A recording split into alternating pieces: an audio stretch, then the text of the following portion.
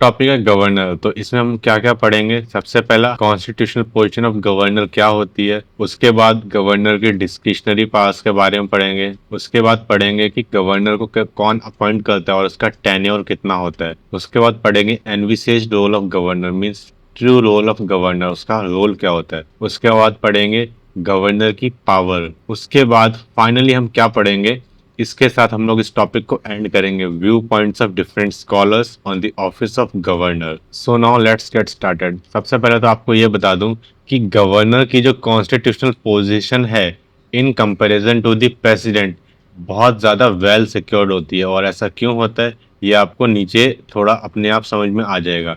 इसके बाद पॉइंट ये है कि प्रेसिडेंट का जो ऑफिस है वो एक सिर्फ सेरेमोनियल के लिए होता है, वो कोई अथॉरिटी विल्ड नहीं करता है। लेकिन जो गवर्नर है, और ऐसा क्यों होता है, क्योंकि प्रेसिडेंट अपनी पावर को एक्सरसाइज नहीं कर सकता in the absence of council of ministers, but governor can perform his executive functions even in the absence of council of ministers. और इसीलिए हम कहते हैं कि governor wields real authority. And now जो प्रेसिडेंट है वो सिचुएशनल डिस्क्रिशनरी पावर्स को एंजॉय करता है, और जो उसकी सिचुएशनल डिस्क्रिशनरी पावर है they are nowhere mentioned under the Constitution of India. But however, in case of governor, governor's discretionary power are explicitly mentioned under the Constitution of India. इसीलिए क्या बोलते हैं हम, गवर्नर के पास रियल अथॉरिटी होती है। और जो गवर्नर की कॉन्स्टिट्यूशनल पोजीशन है वो प्रेसिडेंट से भी ज़्यादा वेल सिक्योर्ड होती है, और गवर्नर अपनी मर्जी से फैसले भी ले सकता है without the advice of council of ministers. And now we'll discuss discretionary power of the governor. So now apart from enjoying all the discretionary power of the president, governor के पास कुछ एक्स्ट्रा डिस्क्रिशनरी पावर होती है eight state level. और इसके साथ साथ governor की जो डिस्क्रिशनरी पावर होती है वो एक्सप्लिसिटली मेंशन्ड होती है under constitution of India. And this point you need to understand that the executive power of the state is vested into the governor. ये याद रखना, ठीक है, ये इंपॉर्टेंट है। अब डिस्क्रिशनरी पावर क्या होती है, सबसे पहले होती है आर्टिकल 163 सब क्लॉज 1। ये कहता है कि governor needs to act on the aid and advice of the council of ministers in exercise of his functions except when the governor needs to act in his own description. इसका मतलब ये है कि council of ministers governor को aid और advice तो देगा ही, लेकिन जब गवर्नर का मन करेगा अपने मन से फैसला लेने का तो काउंसिल ऑफ मिनिस्टर्स का जो फैसला है उसके ऊपर इम्पोजिंग नहीं होगा। Governor can take decision at his own discretion. And now Article 163 sub clause 2 ये कहता है कि if whether a particular decision of governor is part of his discretionary power or not. So in this case, governor's decision in this regard will be final and binding.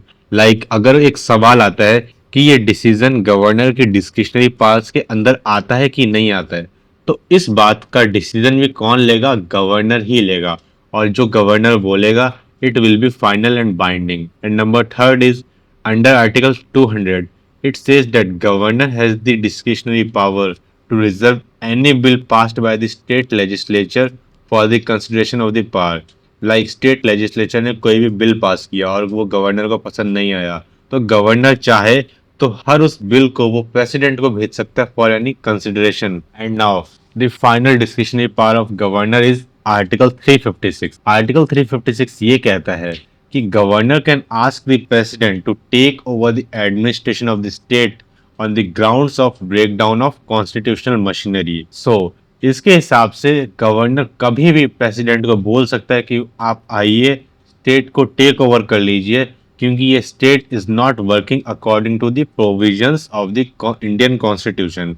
There is a breakdown of constitutional machinery. However, governor का जो ये discretionary power है, it is subjected to judicial review. Why? In order to ensure liberalization, this decision is subjected to judicial review. And now, this important point कि जो governor होता है हर 2 हफ्तों में प्रेसिडेंट को एक रिपोर्ट भेजता है about the administration of the state, कि whether the administration is running as per the provisions mentioned in the constitution or not. और अब पढ़ेंगे कि how governor is appointed and what is his tenure. तो article 155 ये कहता है कि governor is appointed by the president on the advice of council of ministers for a term of 5 years. However, governor can remain in his office till the pleasure of the president which indirectly means governor can hold his office till the pleasure of council of ministers. I said it is indirectly, but officially it is written at pleasure of the president. And now अगर हम दूसरी countries की बात करें तो जैसे USA की बात करते हैं तो वहां पे गवर्नर को इलेक्ट कौन करता है, वहां के citizens, but in India it is appointed by the president of India.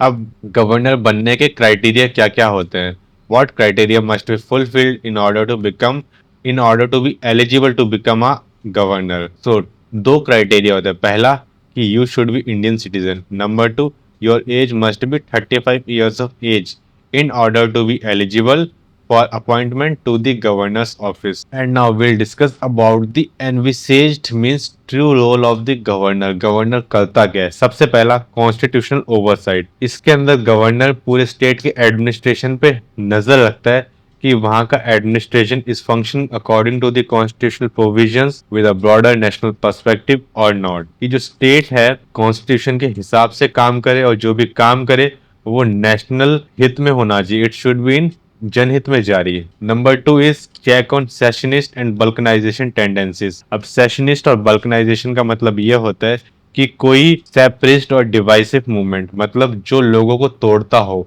अलग अलग करता हो, बांट रहा हो, तो कोई भी ऐसी बंटवारे वाली मूवमेंट स्टेट में हो तो नहीं रहा है, ऐसा कुछ काम तो नहीं हो रहा है स्टेट में कि जिसके वजह से स्टेट में दंगे हो सकते हैं, तो ये भी एक बहुत जरूरी काम है।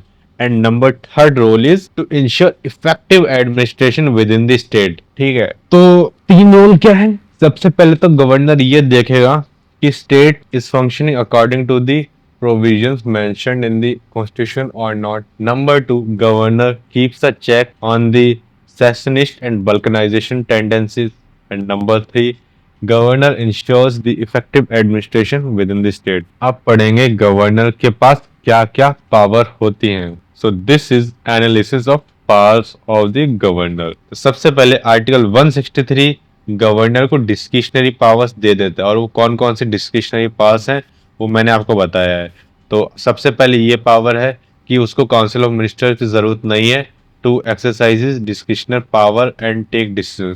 उसके बाद ये था कि कोई भी डिसीजन हो गवर्नर खुद डिसाइड कर सकता है कि ये उसके डिस्क्रिशनल पावर के अंदर है कि नहीं। तो सबसे पहली पावर तो 163 ही देता है, जिसके वजह से गवर्नर अपनी डिस्क्रिशनरी पावर्स यूज कर सकता है। और इसके साथ साथ ये भी आपको पता होना चाहिए कि प्रेसिडेंट के पास ऐसी कोई डिस्क्रिशनरी पावर नहीं है जो कॉन्स्टिट्यूशन ऑफ इंडिया के अंदर एक्सप्लिसिटली मेंशन्ड हो, but the discretionary powers of the governor they are explicitly mentioned under the constitution of India. Now इसके ऊपर एक केस भी आया था Supreme Court in Shamsher Singh versus state of Punjab 1974। So इस केस में सुप्रीम कोर्ट ने साफ साफ ये कह दिया था कि गवर्नर अपनी डिस्क्रिशनरी पावर्स को बहुत कम यूज करेगा, मतलब जब जरूरत होगी रेयरली ही यूज करेगा।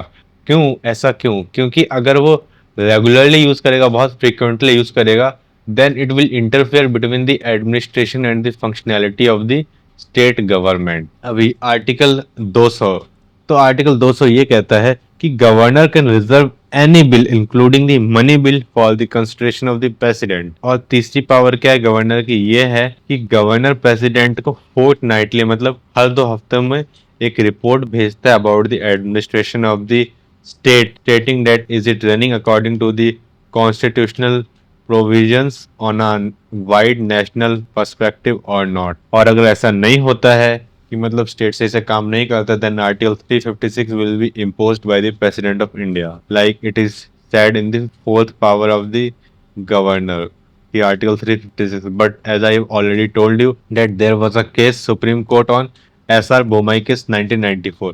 तो सुप्रीम कोर्ट ने SR बोमाई केस में ये कहा था कि जो आर्टिकल 356 है it is subjected to judicial review. Why?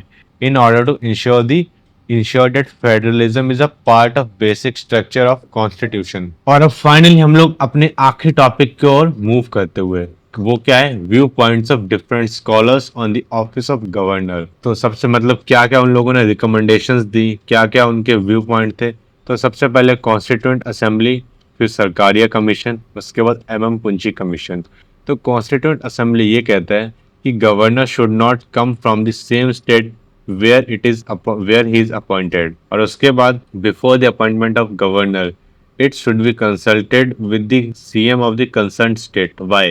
In order to ensure the smooth coordination between state and the central government. And now Sarkaria commission, Sarkaria commission ये कहता है कि गवर्नर किसी पॉलिटिकल पार्टी से नहीं होना चाहिए who is in power at centre. तो गवर्नर कौन होना चाहिए? So Sarkaria commission says that governor should be eminent individual from various walks of life, like he can be retired civil servant, retired judges or any other eminent personality of their fields. उसके बाद जैसा constituent assembly में ये कहा है कि CM से consultation होनी चाहिए गवर्नर के अपॉइंटमेंट के लिए, सरकारिया कमीशन ये कहता है कि सीएम से तो कंसल्टेशन लेनी ही चाहिए, उसके साथ साथ लोकसभा के स्पीकर से और प्रेसिडेंट ऑफ इंडिया से भी कंसल्टेशन लेनी चाहिए before appointment of any governor in order to ensure the smooth and good coordination among the state and the central government. And now finally we have MM Punchi Commission.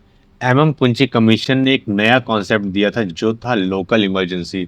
जैसे कि आपको पता है article 356 के हिसाब से अगर गवर्नर प्रेसिडेंट को ये बोल देगा कि स्टेट के एडमिनिस्ट्रेशन को टेक ओवर कर लो, तो फिर पूरे स्टेट की जो स्टेट लेजिस्लेचर असेंबली है वो डिसॉल्व हो जाएगी और वहाँ पे पॉलिटिकल इनस्टेबिलिटी आ जाएगी।